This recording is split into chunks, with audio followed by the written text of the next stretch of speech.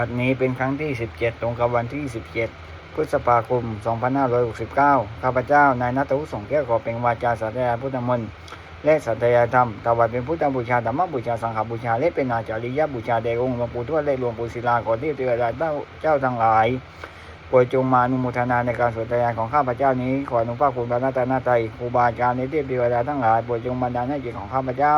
เป็นสมาธิอันควรแก่การสวดทยานมนต์ต่อไปอะระหังสัมมาสัมพุทโธภะคะวะพุทธังภะคะวันตังอภิวาเทมิสวากขาโตภะคะวตาธัมโมธัมมังนัมมัสสามิสุปฏิปันโนภะคะวะโตสาวกสังโฆสังฆังนามามิบทสวดชุมนุมเทวดา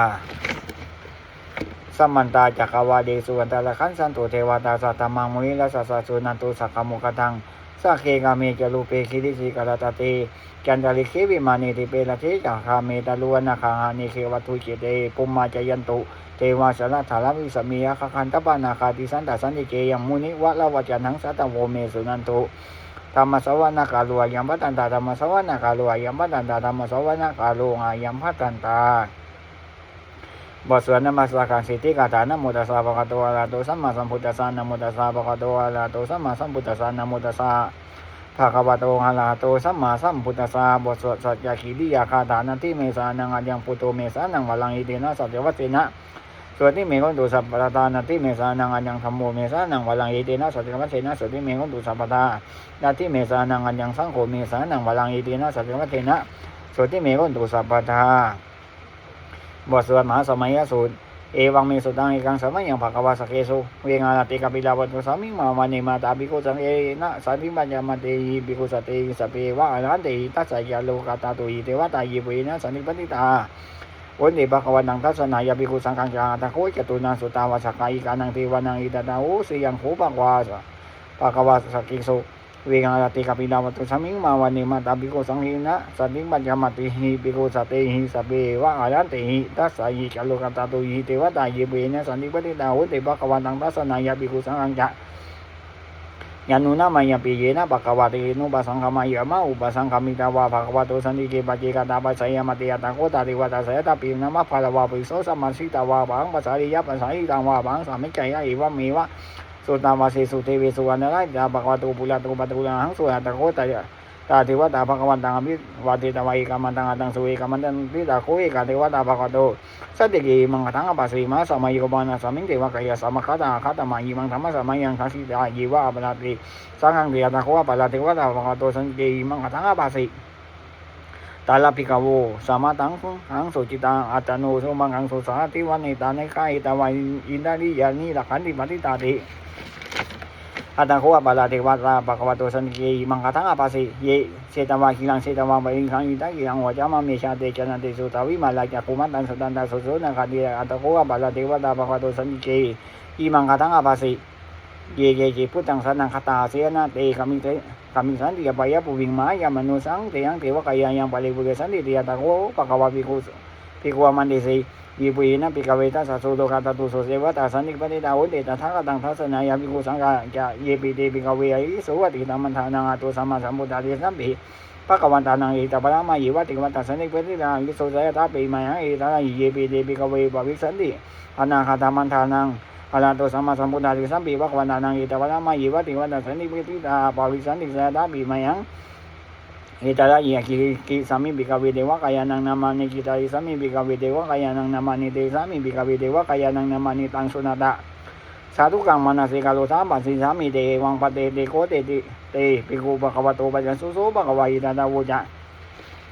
เสโลกามานุกัสสามิยะตาปุมาตตาสิตายิสิตาคิริกะปะลังปะอิตันตาสมาธิอิตาปุตุสิยาวะสาลินาโลมังสัมปิสัมพุโนตามะนะสาสุตาวิปัสสนามานาวินลาปิญโยบัญจสติยะตวะวะเนกะปิลาวัตเวตาโตมันเตสดา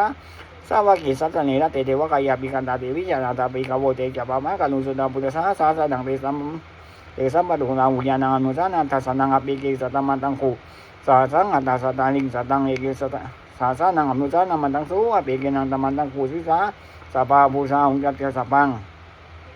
อ อาปิญญาเยวาวคิตมัญญจักขุมาตาโตมาติสัตตาสาวกิสัตตเนรเตเตวะกายาปิกันตาเตวิจานันตาปิกโวเยวกิจายสามิขิไลหิอนุปุปโสสัตตาสาหาสาวายะคาปุมากปินาวัตวายติมันโตสติมันโตวนาวันโตยสันนิโนโมทัมมานาปิกมุงปิมาสามิติวานังสาสาสาหิมาวตายะคานะตวันนิโนอิติมันโตสติมันโตวนาวันโตยสันนิโนโมทัมมานาปิกมุงปิมังสามิติวานังสัตตาคิลาติสาสายะคานะตวันนิโนอิติมันโตสติมันโตวนาวันโตยสันนิโนโมทัมมานาปิกมุงปิมังสามิติวานังปิเจเตโสบาสาสาหาสายะคานะตวันนิโนอิติมันโตสติมันโตวนาวันโตยสันนิโนโมทัมมานาปิกมุงปิมังสามิติวานังเวสามิตาปัญจสัตตายะคานะตวันนิโนอิติมันโตสติมันโตวนาวันโตยสันนิโนโมทัมมานาอภิกมุงพิกุลังสามิติวานังกุมิโลละสังไกโกเวปุตตะสานิเวสนังปิญโยนังสัตตาสาสังยะขานังปะยุปาสติกุมิโลละสังไกโกเวละสังไกโกเวโสภะสามิติวานังปุริมาจติสังอาจาตาโตปัสสะสติกันตปะปานังอธิปติมาลาชัยยะสติโพธาปิตัสสะภาโวหิตานะมะมะปะลาอิติมัตโตสติมันโตวนาวันโตยสันนิโมทัมมานาภิกมุงปิกุลังสามิติวานังตะกินันจติสังอาชาวิโลตปัสสะสติคุมปานานังอธิปติมาลาชัยยะสติโพธาปิตัสสะภาโวหิตานะมะมะปะลาอิติมันโตสติมันโตวนาวันโตยสันนิโมทัมมานาภิกมุงปิกุลังสามิติวานังปัจจิมาจติสังอาชาวิโลภโคปัสสะสตินาคานังอธิปติมาลาชัยยะสันติโพธาปิตัสสะภาโวหิตานะมะมะปะลาอิติมันโตสติมันโตวนาวันโตยสันนิโมทัมมานาภิกมุงปิกุลังสามิติวานังอุตลันจติสังอาชาคุยโลตปัสสะสติยักขานังอธิปติมาลาชัยยะสันติโพธาปิตัสสะภาโวหิตานะมะมะปะลาอิติมันโตสติมันโตวนาวันโตยสันนิโนโมทัมมานาภิกมุงปิกุลังสามิติวานังปุริมาติสังทัตตาโตตะกิเนนะวิรุโกปะจิเมนะวิรุปโคโกเวโลตะลังทิสันกัตตาโลเตมาลาสาสัมมันตาจุโตติสาทัตตะมานาดังสุวรรณิกวิลวัตเวเตสังมายาวิโนตัสสะกุวจานิกาสัตตามายาคูเตนตุเวเตนตุปิปุจาวิปุตโตสหกันตันโนกรรมเสโตจักขินุมันตุลิมันตุจาปานาโตปามัญโยตะจะเทวสุโตจะมาตาลิจินตาเสโนกันตปะโกราหูละสะสะโนสะภาอาคูปัญจสิกโคเจวะเต็มพรุสุริยวัชชัดวัชชาอิเตจันเยจาราชานุกันตปะปะสังะราชุปิโมทัมมานาภิกมุงปิกุลังสามิติวานังอัตตาคูนาภาษานาคาเวสนาสัตตสกากัปปะสัตตาลาอาคูปัญญคาสายติปิยามุนาทาจาอาคูนาคายสันนิโนเอลวันโนมาละโคโสภาสามิติวานังเยนาคาลาเสสาสาอนันติทิปาติจาปะเควิสุตตาจักคูยะสาเตวนะมัจจปตาจิตตาลาสุปนาอิติเตสานะมังอภัยตตานาคาลาสานามาสิสุปนะโอเขมามะกสิพุตโตสนายิวาจายีอุปาวายตานาคาสุปันนาสานะมังกังสุพุทธังสิตาวาสีลังอเทนะสมุตังอสุราสิตาปะโลวาสาวาเสติอิติมันโตยสันนิโนกาลกัญชามาปิสัมมาสุราตานาวิกัสสาเวปะจิติสุติจะมหาลาโตนะมุจิสาสัตตัญจะปุริปุตตานังสเววิโลจนามะกัสสนัยตวาบาลิงเสนังลาหุปันตมุปะคามุสัมมโยธานิบันนันเตภิกขุนังสามิติวานังอาโปจเทวปตวีจติโชวายุตตาขมุวาลุนาเทวาโสโมจะสัสสะหาเมตตากาลุนาไกกาคูเทวายสันนิโนตัสเสเดตัสสะกายสัพเพนะวันนิโนอิเจมันโตสเนมันโตวนาวันโตยสันนิโนโมนะมนาอภิกมุงปิกังสามิติวานังเวทุจติวาสารีจะสมาจตุเวยามาจันตังโสมิสาเทวาจันตมกคูปุลคิตาสุยันโสมนิสาเทวาสุยามคูปุลคิตานะขันตานิปุลคิตาวาคูมันตาวาลาวกาปัสสุนังวัสสะโวเสโตสักกุบะคาบุรินะโตนะเสเดนะสตากายาสัพเพนะตวันนิโนอิติมันโตสติมันโตวนาวันโตยสันนิโนโมทัมมานาภิกมุงปิกุลังสามิติวานังอัตตาคูสาภูเทวาสาลามัคคิสกาลิวะอาลิตากาจะโลจะบุมาปุบานิปัสสิโนวัลุนาสาตมมาจะอจุตาจะอานิสุกาสุรยันลุจิลาคูอาคูหัสมานิสิโนตัสเสเตนะสัตตากายาสัพเพนะวันนิโนอิติมันโตสติมันโตวันนาวันโตยสันนิโนโมทัมมานาภิกมุงปิกุลังสามิติวานังสัมมนามหาสัมมนามุสามนุสุตมาคิตาปุสิกาอาคูมโนปัจจุสิกาอัตตะคูอาลโยเทวายีจารุยีตาวาสิโนปะละกามะปะละคาคูเทวะสันนิโนตัสเสเตนะสัตตากายาสัพเพนะวันนิโนอิติมันโตสติมันโตวันนาวันโตยสันนิโนโมทัมมานาภิกมุงปิกุลังสามิติวานังสุกากาลุมาลุนาคูเวคณาสาสังอาอุทาตังกังอาปะโมคะคูเทวาวิจักนาสัตตมัตตาละกาจามิสกายายสิโนตายังอาคาปตุโนโยติสาบิวาสตินะเสเตนะสัตตากายาสัพเพนะวันนิโนอิติมันโตสติมันโตวันนาวันโตยสันนิโนโมทัมมานาภิกมุงปิกุลังสามิติวานังกิมิยาตุสตายามากตากาจายสิโนสัพพิตาคานามัสสิตาสุตินามาจสวานิมานาติโนอาคูตะกุปานานิมิตาตัสเสเดนะสัตตากายา สัพเพนันตวันนิโนอิติมันโตสติมันตวันนาวันโตยัสสันนิโนมดามานาปิกมุงปิญาสามิติกมานังสันเทเตติวันิกายาสัพเพนันตวันนิโนนามันเววะเยนากันชนเยจันเยสัทิสาสังหาบาวุสาตมาขีลังโอคานินามานาสวันทะเคโมกะลังนาตาลังนาคังจันตังวาสิตาดิตัง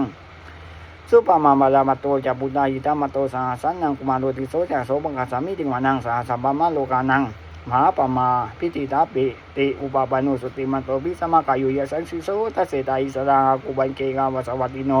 เตสันจามัชโตหาขาลิโตปาริวาริโตเตกัสสเปอาบิกันเตสินเตเตวิสัพพมะเกมาลาสินาบิกามีปัญสากันอาสามันติยังอิดากันดาตาปันตาตาลาคินาปัตตมาตุโกสัมมันดาบาลีวาลีตามะโวมจิตาโกจินังอิติตาตามะสิโนกันนาสินังอภิสัยปานินาตมัจจาสลังกัตวานะเพลวังยะทะปะอุสโกเมโคตานายันโตสวิสุโกตาตาโสปะยุตตาทวัติสังกุโตวะสยังวะเสตัจจะสาพังอภิญญายะวะวะคิตวันนันจักกุมาตาโตมาเดสัตตาสาวะเกสาสเนรเตมาลาสินาบิกันตาเตวิจานันตาบิกโวเตจะปะมะกะลุงสุตาปุตตะสาสนังวิตาลักขีปะกามุงเนสันโลมาติสยุงสเปวิสิตาสังกมาบายติตายสันติโนโมทันติสาปุติสาวกาเตสันเนสุตาติบทสวดบูชาหลวงปู่ทวดนะโมโพธิสัตโตอาคันติมายะอิติภควานะโมโพธิสัตโตอาคันติมายะอิติภควานะโมโพธิสัตโตอาคันติมายะอิติภควา